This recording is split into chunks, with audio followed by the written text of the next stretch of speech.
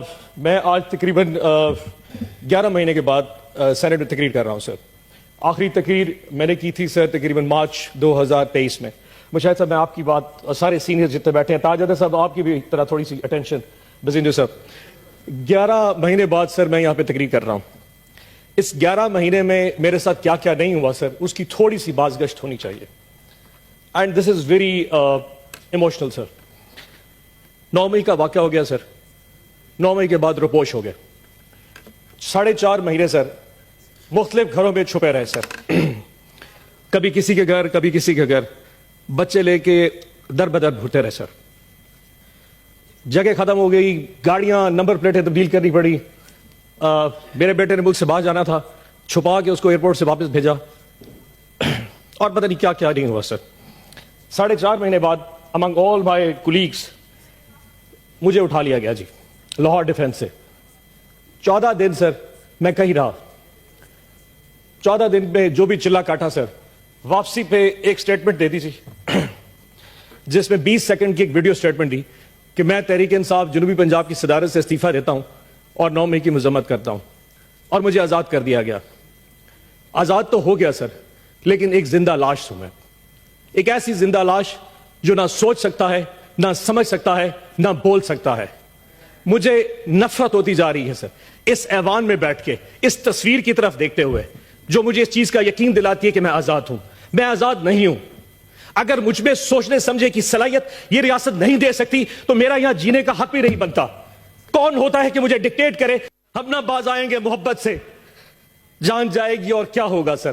ایک قیدی جو ہے وہ مجھے دیتا ہے سر, میرے اللہ کے بعد ایک قیدی مجھے میری طاقت دیتا ہے سر. وہ جیل میں بیٹھا ضرور ہے سر لیکن مسکرا رہا ہے, اس پورے نظام پہ مسکرا رہا ہے. اس ایک قیدی نے اس پورے ملک کو میں اصل حقیقی آزادی دی ہے سر. ایک قیدی نے 70 سال پہلے کوئی آزادی نہیں تھی. اس ایک قیدی نے 8 فروری کو جو میں آزادی دی ہے وہ اس قوم یاد رکھے گی اس قیدی کو سر. اس ایک قیدی نے سارے نظام کو ننگا کر کے رکھ دیا ہے سر. 8 فروری کو جب اس سے پہلے 6 مہینے میں نے ڈپریشن میں گزارے سر. جب 8 فروری کو میں نے لوگوں کو نکلتے دیکھا جتنی کچھ پری پول ریگنگ کی گئی, ہمارے کینڈیڈیٹس اٹھا لیے گئے, جلسے جلوس نہیں کرنے دیے گئے, کسی کچھ بھی نہیں کرنے دیا. لیکن 8 فروری کو جب عوام نکلی وہ نون لیگ اور پیپلز پارٹی کے جب ان کے کیمپس میں جا کے سر وہاں سے پرچی بنوا رہی تھی, اینڈ پہ جا کے خوف میں جا کے ووٹ عمران خان کے کینڈیڈیٹ کو دے رہی تھی, کسی بینگن کو, کسی جوتے کو, کسی سبز مرچوں کو, جو بھی نشان تھے. 5 بجے رات کو قوم نے سوچا کہ ہم نے اپنا فرض ادا کر دیا. رات کو قوم آئی, صبح 5 بجے تک پوری قوم ایسے جاگ رہی تھی جیسے بیلٹ باکس کے ڈبے ان کے ساتھ پڑے ہوں, اور وہ قوم حفاظت کر رہی تھی. نماز پڑھ کے قوم جب سوئی تو 9 بجے اٹھی تو پھر نظام الٹا تھا. جو سیٹیں ہم 136-40 تک جیت چکے تھے وہ واپس 100 پہ آ گئی, اور آج وہ سیٹیں کم ہوتی ہوتی 93 پہ پہنچ چکی ہیں. تاج صاحب آپ تو اپنی روتے ہیں سر, ہماری سنیے کہ جن لوگوں کے پاس فارم 47 ایشو ہو گیا, فارم 45 تو پریزائڈنگ آفیسر سے لیا ہی نہیں گیا. ریٹرننگ آفیسر نے بغیر فارم 45 دیکھے فارم 47 کے ریزلٹس ایشو کر دیے. فیصلہ پہلے ہو چکا تھا کہ کس کو کس اوقات پہ رکھنا ہے. ہماری اوقات بھی ڈیفائن کر دی لیکن ہماری اوقات سے ہم باہر نکل چکے تھے. فارم 47 ایشو کر دیے گئے سر. اس کے بعد کینڈیڈیٹس کو کہا کہ اگر تم لوگوں نے نون لیگ یا آئی پی پی جانا ہے تو جاؤ, اگر نہیں جاؤ گے تو فارم 47 بھی چینج کر دیں گے, تمہیں ریکاؤنٹنگ میں ہروا دیں گے.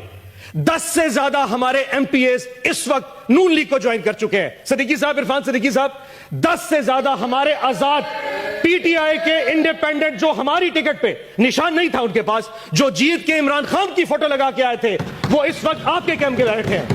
یہ کون سا قانون ہے, یہ کون سا ایتھکس ہے؟ ووٹ عمران خان کا لیا. 10 افلان صاحب بیٹھ جائیں, تقسیم بیٹھے. افلان صاحب, اچھا افلان صاحب, اگلی بات سنتے ہیں سر. اب اس وقت کوئی بات. افلان صاحب تشریف ہے, ذیشان صاحب بیٹھیں. افلان صاحب, افلان صاحب, سینیٹر صاحب, اپنی تقریر بٹن دبا. سینیٹر صاحب, سینیٹر صاحب اب اپنی باری میں بول رہے ہیں.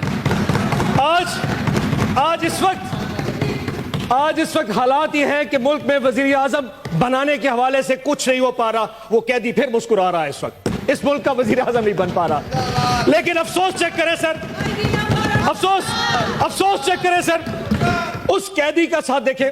31 سال کی سزائیں دے دی فروری کے پہلے 4 دنوں میں, ابھی بھی دل بھرا نہیں. اس وقت اس قیدی کی بیوی بشرا آپا بنی گالا کے اندر ہاؤس اریسٹ ہے سر. اور ہاؤس اریسٹ کیسا ہے کہ پورے ایک کمرے کی 4 دیواری میں ان کو محصور کر دیا گیا ہے اور ان کو کھانا اڈیالہ جیل سے آتا ہے اور اس کھانے میں ہمیں شک ہے کہ زہر ملایا جا رہا ہے۔ خان صاحب بار بار لکھ چکے ہیں ظلم کرنا ہے تو کر لو، لیکن یہ کون سا ظلم ہے؟